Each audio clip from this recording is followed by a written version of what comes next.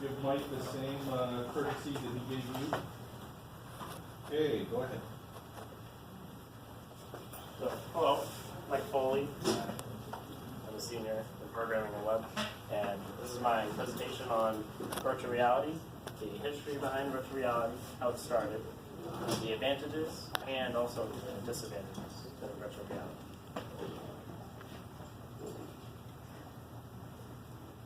So, introduction, virtual reality, how it actually got built and was made successful. It was by a fellow named Jaron Lanier, who's a scientist and engineer, and in the 1980s he developed his own VR set, his what he called iPhones, not the ones we have today, but actual huge computing lenses that projected an image on a screen.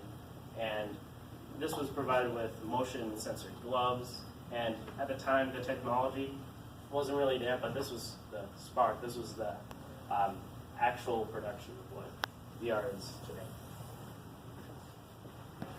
So with that, he was able to, software designers were able to develop worlds and pre-programmed realms with graphic imaging and processing. And he was able to interact with objects in these worlds. And compared to this reality, this would be programmed and into a virtual world. So with that, they had they used the senses of sight and hearing to be able to make this more realistic, more comfortable for the user to be able to use this virtual reality set. And mainly, this wasn't just for a specific audience, like for people at home. It was mainly for people that could actually use it in the office or in labs, or really anywhere at schools, museums. Practically use it for anything and anywhere. So this was actually very good to use, especially even for problem solving in daily life. So the basics behind virtual reality. This quote was from Rousey in 2015 at a convention, which he talked about what virtual reality is. And it's an artificial environment that is created with software and presented to the user in such a way the user suspends the belief and is able to accept that the world they're in is actually real. So this picture and what is in front of you is what I brought today. This is what they call the HTC Vive, which is a virtual headset with 2 motion controllers, which you guys should see here if you want. This is one of the remotes. Which that and 2 sensors, which are up here and here, are able to capture where you are positioned in the room. You're able to walk around, and these sensors are able to capture these controllers in your hands and the headset while walking around. So with that, you need a good floor space like this. So you would have to have roughly about 1.5 meters, so probably around 3.5 feet, 4 feet by 9 feet of space. So this is pretty much a good amount of space to be able to walk around without bumping into tables or couches, or if this is at your house and anything like that. This goes beyond the keyboard and mouse, so this is more, if you have free roaming, you're able to walk around and be able to enjoy this instead of being sit down facing the screen. So the screen follows you everywhere like this. So Phil Chen, which is one of the engineering developers at a corporation called Valve, they combined with a computing company called HTC, developed the HTC Vive, which is before you, and they cooperated to make this educational and especially fun for their entertainment businesses. And for that, they're able to use this for, especially for marketing, which this sold pretty well and performed pretty well at their expectations. So these are the specifications. It's kind of hard to see, but I am going to break down because these, for virtual reality to actually work, you need pretty good hardware. You need a very powerful computer, that's able to run high graphics, and especially run smoothly. So through this, the specifications, write them down. So video card, so you need a high-powered video card. And it needs to be able to render these true-life physical effects to make these edged shapes like a circle or sphere, make them more round and very high graphic look. And the CPU provides the rendering process to be smooth. The CPU, which is the central processing unit, is the brains behind the computer, making everything easy for the user, making it fast, be able to load properly and without causing any latency or any lag within the process. And with that, there's memory, which can be stored data, or that can be permanent or temporarily, so you can get rid of it when you want to. And the video outputs and USBs, that's mainly if you have enough ports on your computer to plug everything in. And without that, without the video port, then you wouldn't be able to see the images on the headset, between the computer and the headset. And the last thing being the OS, you need a proper operating system like Windows or Linux or even the Mac OS for this to properly work.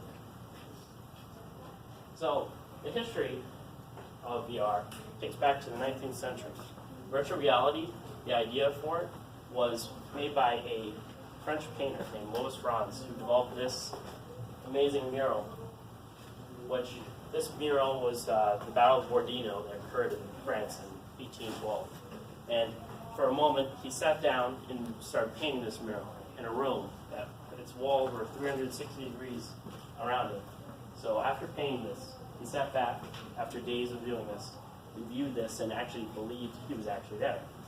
So this was the spark, the idea that virtual reality could come from this.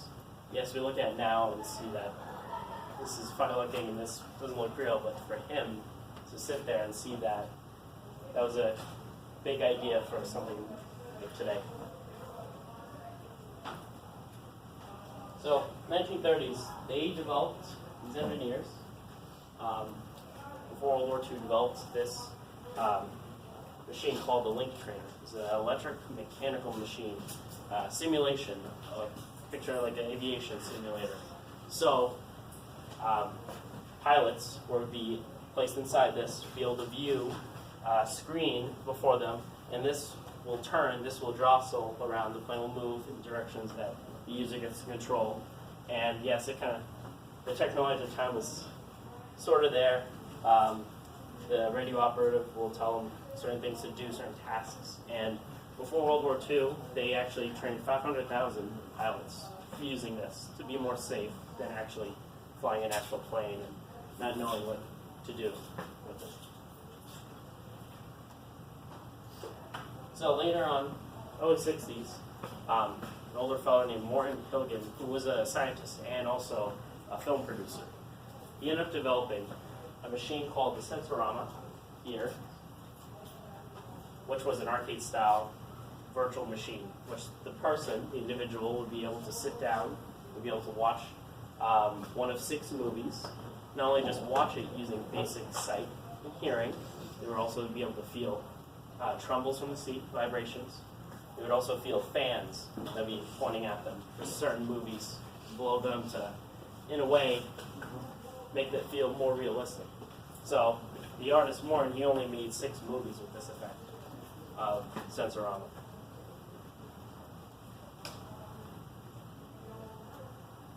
So later on, late 60s, Ivan Sutherland and Bob Sproul, 2 engineers, this is Ivan right here, and they made this virtual headset that actually came to be. It's not as close as what this ended up to be, but they called this the Sword of Damocles, and they suspended this very heavy virtual reality set to the ceiling, because this weighed about 50 to 80 pounds on a human's head. So this was really heavy at the time. So they did this, suspended it to their ceiling, and they thought it was kind of funny. It wasn't free roaming like they wanted to. They would want to walk around the room and be able to play around with this. But, well, with it being heavy and only being fixed to the ceiling, that was just the start of actually having the headset like that. So in terms of graphics and all that, that was basic. It was just 2D images, and like I said, technology wasn't really there until the 80s with Jaron Lanier. So then later, in the 90s, a developer called Sega, they, in 1993, developed their own headset to follow up with a console of theirs. Their console was the Sega Genesis, and with that they thought, hey, we should try this virtual reality sort of thing. So they tried it, but it was never successful. This was just a prototype. This is what it would look like, and it never effectively worked in 1993.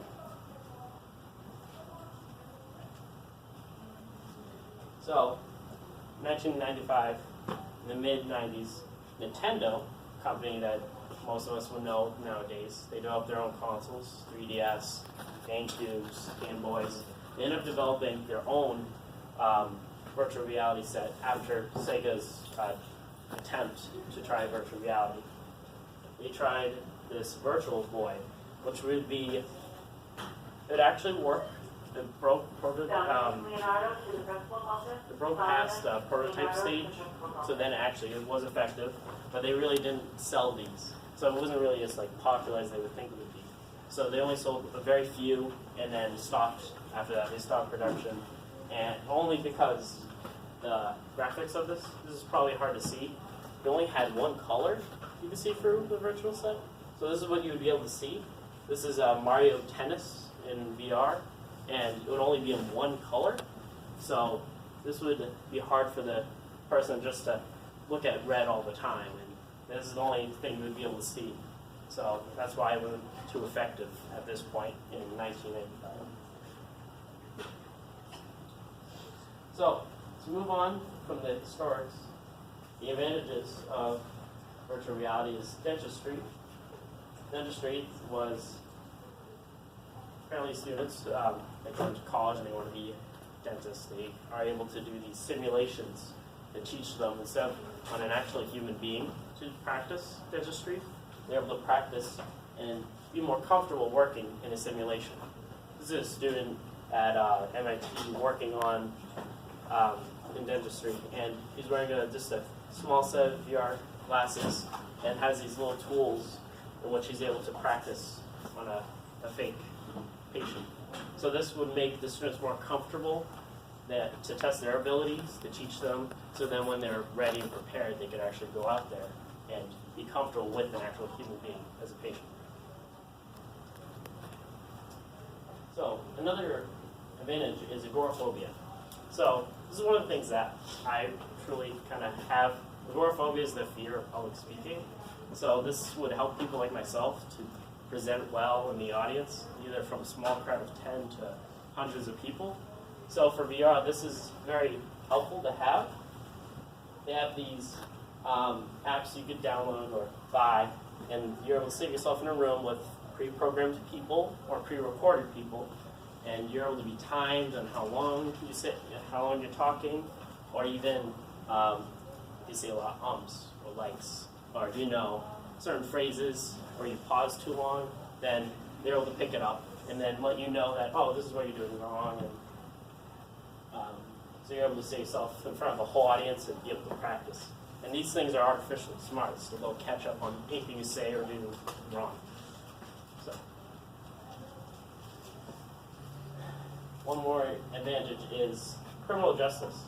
So for a while now, with criminal justice, they try to use VR, in which they can recreate crime scenes, either old or new crime scenes. So they're able to graphically draw when, someone got in a fight with someone, so they're able to figure out, who was there at the scene, what happened, what exactly was going on, and be able to physically picture it.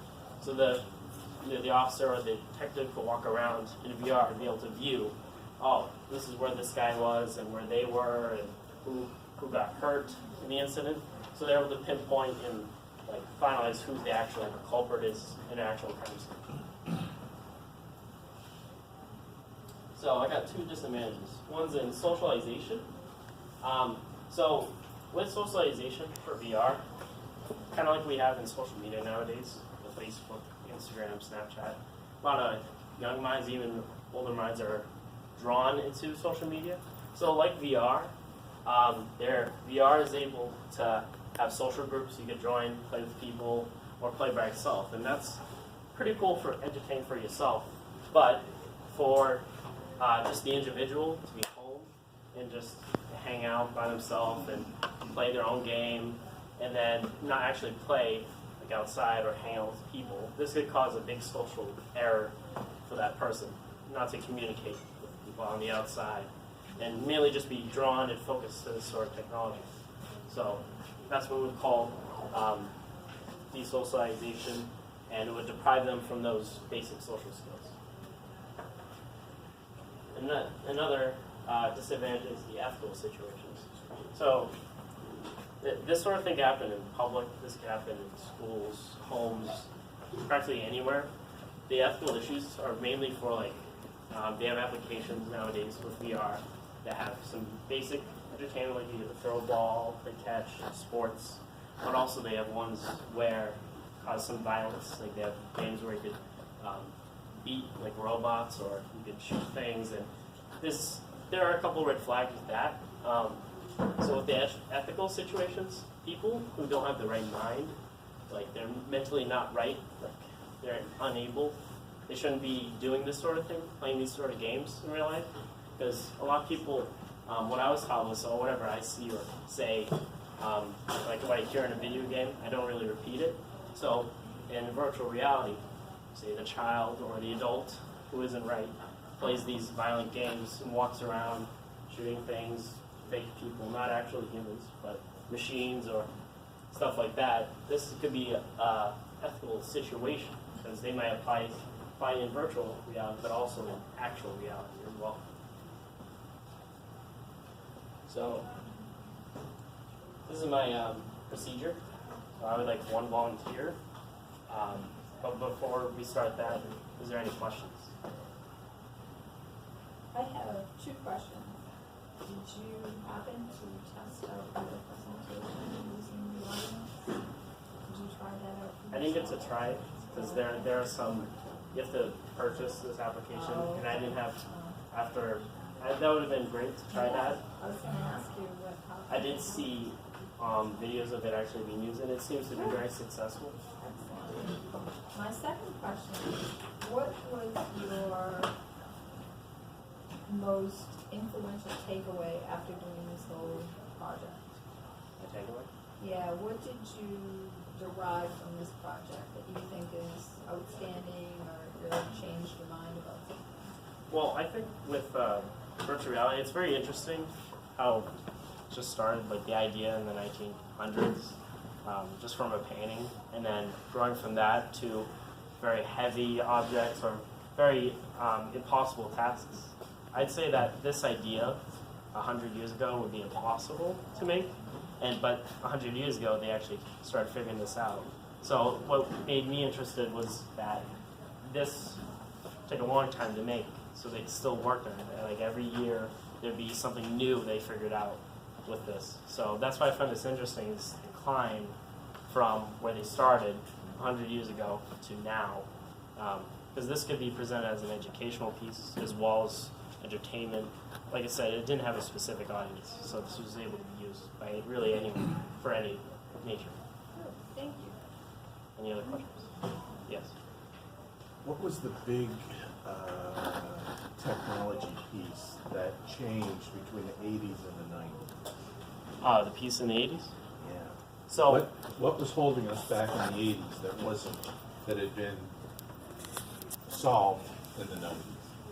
So, well, in the 80s, they were physically constructing it. Because in the 60s, they were getting the idea to actually make this headset, the design. Okay. There are other things they tried, like the Sensorama, which was the arcade machine, where you would be sitting and not moving at all, just be sitting and watching. And then they try to create a portable display for the user to be able to put this on, be able to... Exactly. Portable. Yeah. We don't have to strap two of those to our head. No. We have LCDs. Exactly, because that was the hardship through it. Yep. That's why it took so long, is because they're like, how can we make this easy, and especially without being too technical, without it to be heavy, So the materials they made this weighs about less than 2 pounds. So this is pretty fine, you know, for a normal human being's head to be placed. And so yeah. Right. So LCDs were a huge step forward. Yeah, it was a big step after 10 years. After the 80s, they figured this out. They're like, okay, so we need this to first work, first of all. And then the next step was, make it portable, make it wearable for that person, but also make it easy. So that's why it took so long to do this. Any other questions? No? So, Is this your area of study? Is this what you're choosing to study? actually, my area of study, like after I graduate, would be business management of information systems. So in a way, I will be a business administrator, be able to manage a group of people in a technical field. So, yeah. I do have my products if you want to try.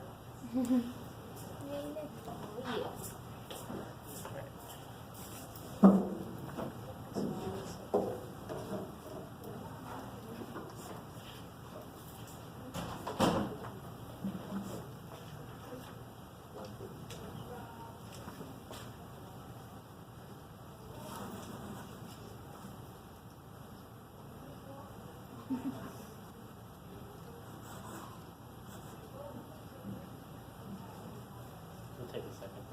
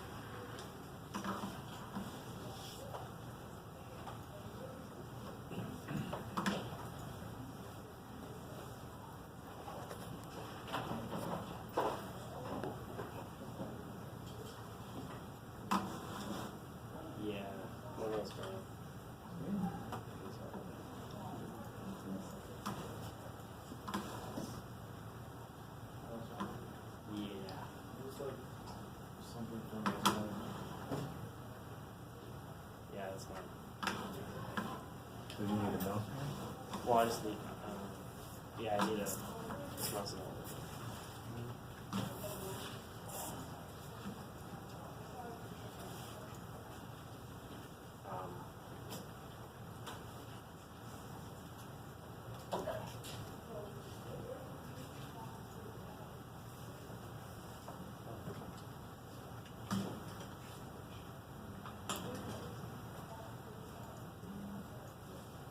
This is not working.